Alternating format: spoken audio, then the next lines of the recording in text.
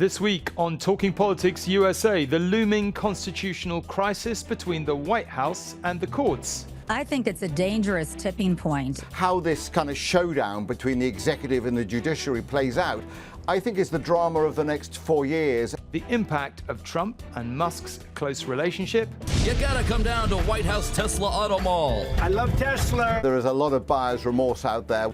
And Laura gives us the inside track on one of Washington's most exclusive nights. This is basically the opposite of the designated survivor. Hello and welcome to Talking Politics USA. This week, I'm delighted to be joined from Washington by our correspondent, Robert Moore. And also with us this week is former White House Director of Events and Advisor to President Bill Clinton, Laura Schwartz. So lovely to see you both. Laura, it's been a while. How are you? It has. I am fantastic. Anytime I can be reunited with Robert is a great day. Anytime either of us can be reunited with Robert is a great day, I feel. Well, thanks, guys. Yeah, no, kind of you. You know, Laura and I were on a podcast a few years ago, and she was she had her finger on the pulse of the Midwest, so is an unbelievably astute political guide to what's happening in the American heartland. And Tom, always a pleasure to connect with you as well. Laura, you were at the famous Gridiron Dinner last night. Do you want to talk us through what that is and how the atmosphere, as far as I could tell, differed very markedly from previous years? Well, Tom, the Gridiron is an incredible affair. The Gridiron Club was founded in 1885 by a group of journalists in Washington, D.C. It's still going strong today. And now they've also admitted radio broadcasting journalists, television as well.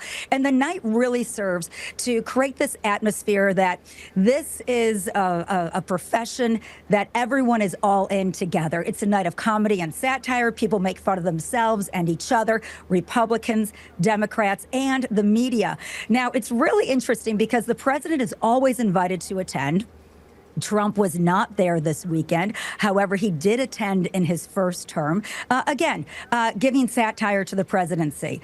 But the one person from the Trump administration that was there, the single, was the cabinet secretary of Housing and Urban Development.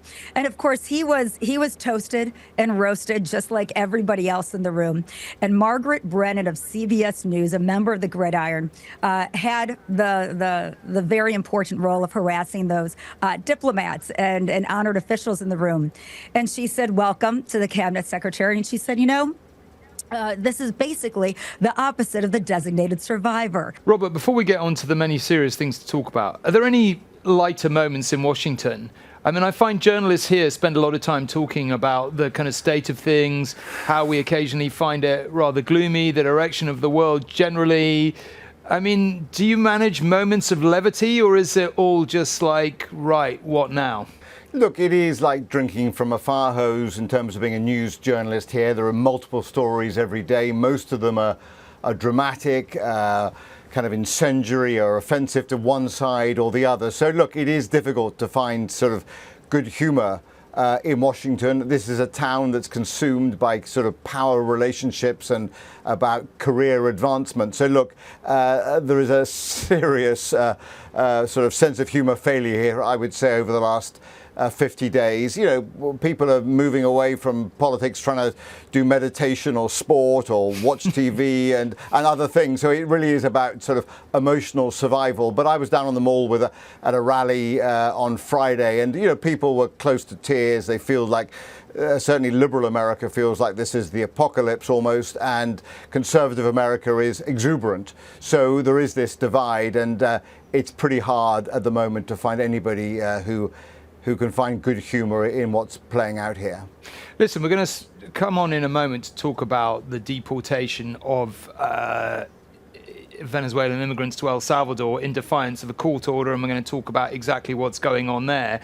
But almost every day, one norm or other seems to be being broken or having been broken, particularly in relation to the press, the kind of whole redrafting of the relationship with the press, the fact that neither the presidents nor the vice presidents who was at the Gridiron Dinner seems to suggest we don't play by those rules anymore. We don't care about those old norms. We're remaking the world in every way, and the mainstream press doesn't belong in it. But equally well, Trump has said, and I don't know whether he's joking, that coverage he considers unfair should be illegal. There are various other ways in which he appears to be breaking norms. He's just said that Joe Biden's pardons are illegal. When you're at these gatherings, when you're talking to your colleagues, I mean, is the general feeling that, look, this is going to go so far, but American democracy will hold? Or is it, look, we're seriously worried here that the Constitution is going to come under pressure, and actually the very fabric, underlying fabric of American democracy is going to come under pressure? Laura, maybe you go first. What really became apparent at the Gridiron is that usually it closes with a toast to the president, whether the president is there or not. This year, the president of the Gridiron closed with a toast to the First Amendment that guarantees the freedom of the press. And so that was a very noticeable change to the Gridiron, and definitely spoke to the gravity of the day. And it's something that a lot of people in that room are concerned about. Well, I mean, exactly at the time that, those glasses were being held up at the Gridiron and there was that swanky, if rather quaint dinner, 238 El Salvadorian, Venezuelan, Central American men were being deported down to San Salvador. Now that might seem like, okay, so those were alleged gang members, no big deal. But the moment at 7 p.m. on Saturday is that there was a federal judge who ordered the US government to reverse that deportation, and if there were flights in the air heading from the United States down to El Salvador, they should reverse and come back. And those flights did not, and they landed, and as we saw in those sort of dramatic pictures from the president of El Salvador, those 238 men were moved to a sort of holding detention center.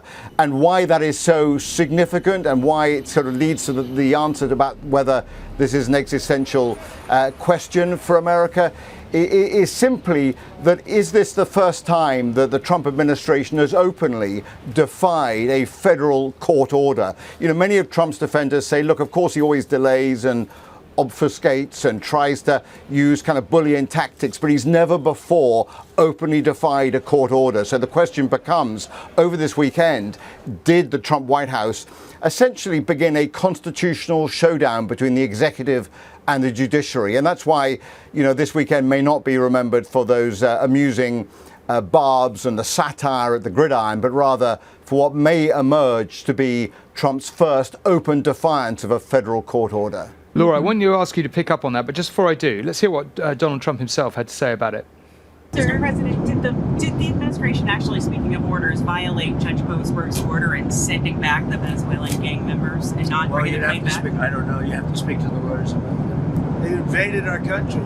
So this isn't, in that sense, this is war. In many respects, it's more dangerous than war because, in war, they have uniforms. You know who you're shooting at. You know who you're going after. These are people that came out, they're walking our streets.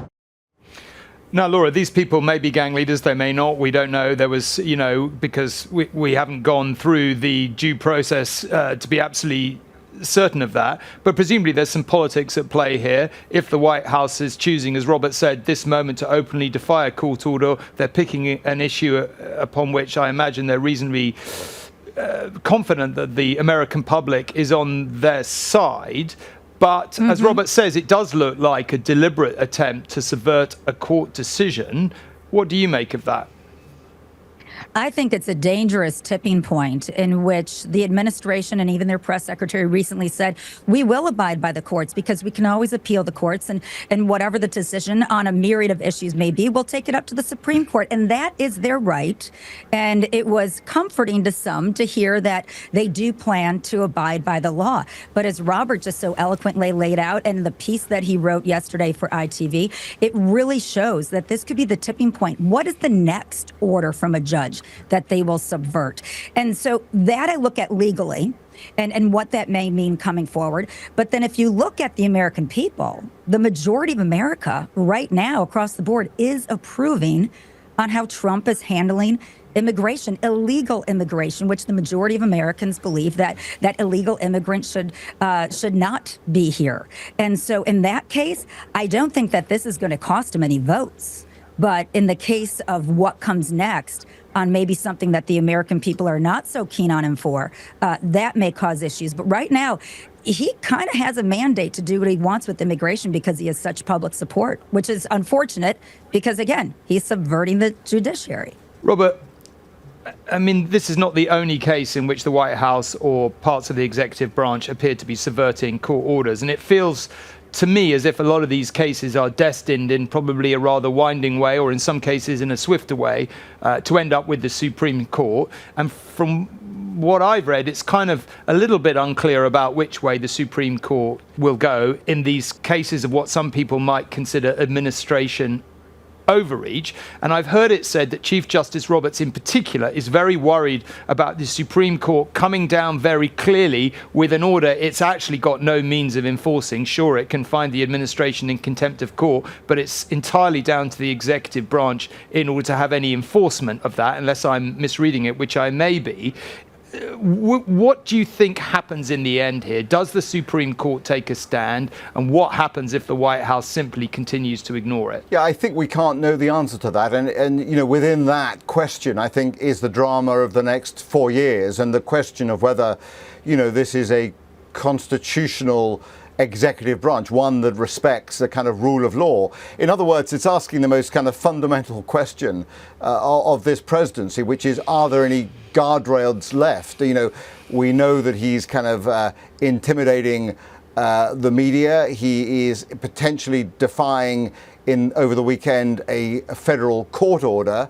Much of it will go to the Supreme Court, but what they do and how the White House responds to that, in other words, how this kind of showdown between the executive and the judiciary plays out, I think is the drama of the next 4 years and will guide us all as to the question of whether this Trump administration can navigate between its kind of populist right base and the rule of law. Laura, the administration seems determined to, as Robert says, push the boundaries any which way it can, and we're unclear which guardrails are going to hold. I've heard many people who don't like Donald Trump say they remain confident that American democracy is perfectly capable of withstanding these attempts to undermine its norms. For example, nobody serious seems to think there is much chance of him attempting to undermine elections to the point of cancelling them or whatever else might be the extreme scenarios. Do you share that confidence that it will never go that far? Or are you beginning to get worried about exactly what this administration's intentions really are? Well, you know, Tom, I'd be remiss if I said I wasn't worried. And that's because we're seeing Congress, who is there to keep in check the executive branch. We have 3 branches of government, co-equal. Right now, we're just greenlighting anything and everything. Even the opposition, the Democratic Party right now, seems pretty powerless. And they haven't been exerting, any real messaging to counteract the votes that are all going Donald Trump's way. You combine that, no real opposition, with the Supreme Court ruling last June that basically gives the president full immunity from anything that he does in office. It really is just opening the door to let the Trump administration do whatever the Trump administration wants to do. We saw our Constitution and government hold in the face of Donald Trump in the transition to the Biden administration. Actually having to transfer of power may not have been that peaceful. Robert was right there. But there was a transfer successfully of power. Our institutions held. But now, a lot has happened since then. I think that's such a good point, Laura. And Tom, the fundamental point is, when we went into this second term of Trump, people said, well, look, there are the guardrails. There's the civil service, the actual men and women who staff the government. Well, we've seen what's happened to them under Elon Musk's, cuts. They talk about the press, but we've seen what intimidation and pressure they're under. We talk about Congress, but where are the Democrats? They have no message and no messenger. And then we finally always talk about the courts, and potentially we've seen that Rubicon cross. So we've always spoken about guardrails. It's a very open question, I think, as we discuss things on this podcast, whether those guardrails are actually still in place. Well, we should probably go on and talk about, I mean, it seems to me, looked at from afar, and I may have got this wrong, that one of the reasons Trump is sort of acting with complete impunity is certainly on immigration, his policies, and he, to an extent, remains very popular. But on the economy, his ratings seem to be beginning to tank quite seriously, quite fast. And we should obviously talk about that and tariffs and Elon Musk as well. Elon Musk seems unpopular. I mean, Laura, is this the beginnings of his undoing, do you think, or is that exaggerated? And how worried are your fellow Americans getting about the state of the economy? Very much so. So much so that for the first time, he's underwater with the handling of economy. He never really was underwater in ratings, so to speak, as much as we can trust those, during his first term. And people are starting to see that this tariff war that Trump, he himself, has started is now having real impact on their investments. We hear repeatedly from the Trump administration, Donald Trump himself, and the Secretary of the Treasury just this last weekend, that there will be difficulties, that a recession is a possibility. And that's not just rattling the markets, it's rattling people who right now today, when they hear from the administration, well, you know, this is a long term, the tariffs will work in the long term. Well, a lot of Americans are taking their retirement savings out now to live on every day. And when they see that they have shrunk considerably in just 7 days, they are worried, although his mega base and the Republican base still thinks that he will, come out on the other side, and they're trying to, still support the president. You're seeing some of those independents that voted, that kind of got the president over that finish line of the election last November. They're the ones really starting to pull back their support on him. So I think we're going to continue to see his approval ratings go down based on the economy, unless they start reversing some of these tariffs. But right now they say they're holding true. Laura, where are the Democrats? Of course, those listening to this who don't know who James Carville is, kind of long-time legendary Democratic strategist, helped Bill Clinton to his political success and all the rest of it. You must know him very well. First of all, is he right that Democrats should effectively play dead and say nothing and wait for MAGA to implode? There doesn't seem, I know, of course, you have a different system there. We have an opposition and a leader of the opposition who, from day one of an election carries the opposition forward. You don't have that, but the Democrats do seem strangely silent to me. I was actually with Jim this weekend, and he doesn't effectively think the Democrats should completely play dead. He does think that Trump can catch his own tail and kind of be his own undoing. I happen to think that Democrats should be in the grocery store every single day with their constituents. Democrats should be talking about the price of eggs every single day on television, because there is an opening in the economy right now strategically for the Democrats to get the upper hand by proposing ways to bring down grocery prices, by taking action. And by the way, Tom and Robert has seen this a lot here in the country. Republicans are starting to pull back on doing town halls where they meet face to face with their constituents back in their districts, because constituents are actually getting quite outraged about some of these things on the local level where they feel their representative can have effect. I think right now, those Democrats, they should start going in and doing town halls instead of the Republicans, whether they represent that district or not, to show that they're there and they want to make a difference. But Tom, it's almost as if there's crickets going on the Democratic side in the Capitol. They have no leader, and they need to get out there on the ground and meet people where they are. That was a big reason why they lost in November. They have the chance to reverse that, but they've got to get going now. Robert, Bernie Sanders is out there pulling huge crowds. He's the voice of the opposition, one might argue. Where's the rest of the Democratic Party, and what do you think a winning strategy would look like for the midterms and beyond? It's a good question. I mean, what a statement that Bernie Sanders, who's, let's be honest, an elderly senator, is leading the charge. And the fact that there is nobody emerging, that, Harris has headed off to California, not quite clear what she's doing at the moment, maybe eyeing elected office in California. The other sort of Democratic potentials for 2028 are sort of circling but haven't any visibility. I suppose it's a question for Laura, isn't it? Laura, do you have a dog in this fight? Who do you think can actually deliver a powerful message and a populist message that could actually take on MAGA and Donald Trump? To be honest, and I haven't always been a fan of hers, but the very progressive to the left, Alexandria Ocasio-Cortez from New York, she speaks concisely on the air, and she has moderated her message to an extent that I think it's more of a mass appeal. You're absolutely right. I mean, Bernie Sanders he got 9,000 people in Wisconsin the other day. There's not many Democrats that could do that. He, of course, is an independent, but caucuses with them. But when you think about the future of the party, I certainly don't think it's Minority Leader Chuck Schumer from New York. Hakeem Jeffries, the Speaker of the House, is really good, but we just haven't seen him kind of find his jam yet with the American people, and the American people don't have him as a household name. It will be interesting. Folks like Pete Buttigieg, who has run for president, who served as the cabinet secretary for transportation during Biden. He has aspirations, but a lot of these aspirations are right now in the states. I think the governors are stepping up more than members of Congress when you look at the Democrats. So I kind of feel like there's going to be a chief executive that emerges from the states more than D.C. eventually. Before we wind up, I just want to talk about Elon Musk, because I think a lot of us here are slightly puzzled about how the Trump-Musk love-in hasn't already turned sour. But let's just have a look at, of course, it's an absolute gift to comedians. So let's just take in how some comedians in America are viewing this. This is a different panel than I've had. Everything's computer. So don't waste your time going to those other Tesla dealerships with riots and flaming cyber trucks. You gotta come down to White House Tesla Auto Mall. I love Tesla. You gotta come down to White House Tesla Auto Mall. This is really amazing.